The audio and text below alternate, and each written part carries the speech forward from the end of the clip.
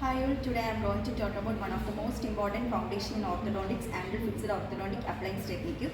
Edward H. Handel, known as father of modern orthodontics, introduced this technique in early 20th century. He introduced mainly 4 types of appliances. First one is E-arch, second one is pin and tube, third one is ribbon arch, and last one is edgewise appliance. E-arch appliance, also known as expansion arch. This was the earliest appliance. The appliance used bands on the molars with an expansion arch threaded to the buttal aspect of molar bands. It is mainly based on the arch expansion but very limited in controlling individual tooth movement.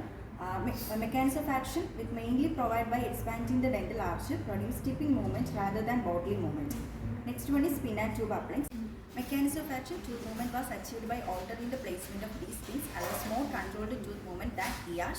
Ribbon arch appliance. This was the first appliance to use a true bracket having a vertical slot facing occlusally, and they used dual arch wires and lock this with this technique.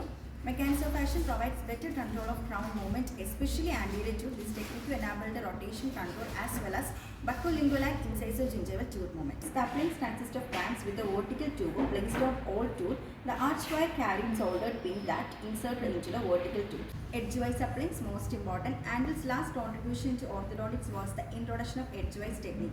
He devised a metal bracket having a rectangular slot of 0.022 into 0.0228 dimension facing labially. The slot reversed a rectangular arch wire of 0.022 into 0.28 dimension. The wire is inserted into the bracket with a narrow dimension of face placed occlusal gingivally. This mode of insertion of the wire is called edgewise, and therefore the technique is called edgewise technique. Unique feature of having a rectangular arch wire in a rectangular slot enabled control of tooth movement in all the 3 planes of space. For this purpose, Handel described the use of an ideal arch wire that incorporated certain bands of first, second and third order bend.